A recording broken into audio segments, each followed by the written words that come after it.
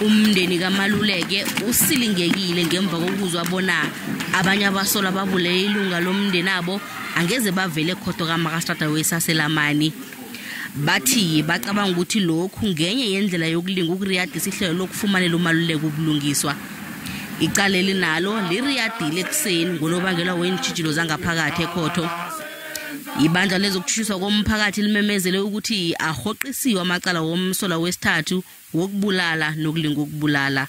When the police made the pronouncement through the National Minister of Police, they said 3 suspects were arrested. Today we are dealing with the 2 suspects.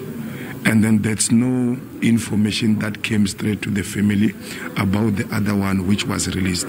Gandhi kulindeleke ukuthi babotshwe maduze nje abanye abasolwa abathindeke endabeni kaMaluleke bekodwa somkhandlu wozokuphepha komphakathi eLimpopo upholi Bushiyelo ukufakazele lokho.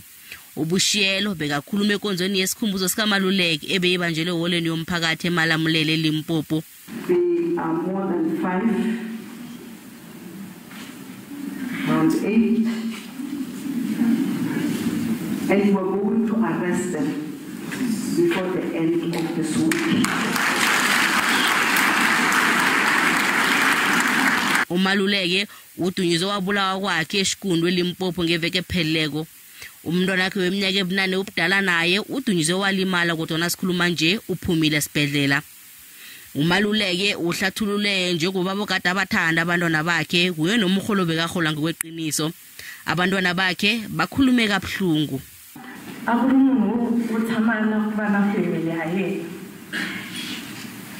That's who he was.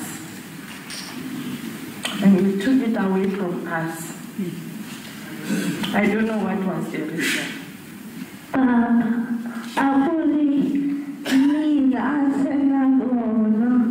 My father was my best friend, and I want him to come back to stay with me all the time.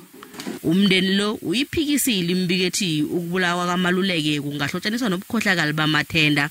uMaluleke uyokubulungwa ngelesibili eShikundu eLimpopo.